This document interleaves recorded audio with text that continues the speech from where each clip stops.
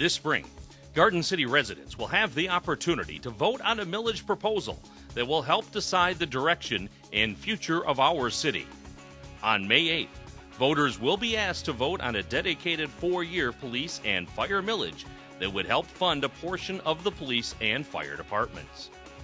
The city of Garden City, along with almost every community in southeast Michigan, has faced an unprecedented loss of property tax revenue over the last 2 years. This is based on the tremendous decline in home values, a major loss of state revenue sharing, the latest census figures, and the effects of the Headlee Amendment passed in 1978 and Proposal A passed in 1994. The 2009-2010 budget marked the first time in the city's history that it has faced declining property tax revenues for operations. Since the 2008-2009 fiscal year, the city's share of property tax revenues has dropped $2.1 million, or 21%. Keep in mind that less than half of every dollar of property tax that residents pay goes to the city government. For a typical homestead taxpayer, 41% goes to the city, 39% goes to the school district, and 20% goes to the county. Since 2001, the city has seen a decline in revenue sharing that comes from the state sales tax. This current budget year, that amounted to $1.3 million. Over the past 3 years, the city has seen a decrease in total revenue of $2.4 million. Last year, due to the major decrease in city revenue, the city was forced to lay off 11 employees. 19 positions were eliminated in all, reducing the amount of full-time city employees from a high of 174 back in 2002 to currently 99. Those cutbacks forced the city to reduce city hall hours, eliminate general fund support for the Maplewood Community Center, resulting in the loss of a home for many community service groups, eliminate all non-self-supporting parks and recreation programs, and eliminate all supportive youth groups like the GCYAA and the Garden City Soccer Club. The City Council was also forced to levy a rubbish collection fee and a special assessment for street lighting to help balance the budget. With the projected reduction in property tax revenue for the upcoming 2012-2013 budget year of 12.2%, the city is facing a shortfall of well over $1 million for the upcoming budget year.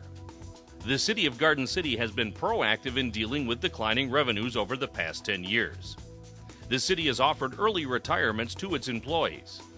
The city and employee union groups have worked together to negotiate concessions in the areas of employee wages and benefits.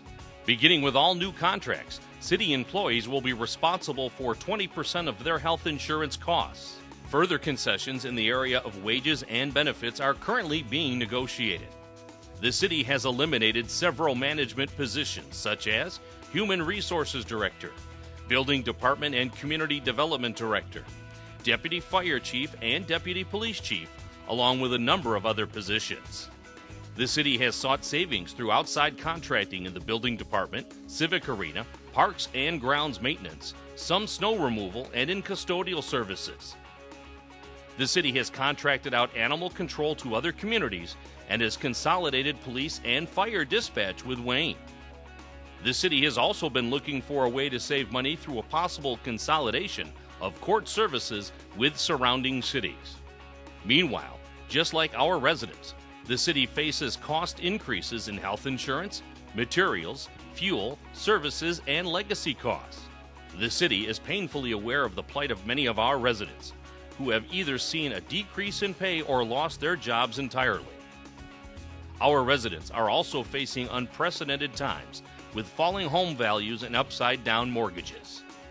The city has reached a critical point in its history. Garden City is facing additional major cuts to go along with those already made during the 2011-2012 budget year. Projected cuts for 2012-2013 could include layoffs and the elimination of more services. Ultimately, those decisions would be made by the mayor and city council.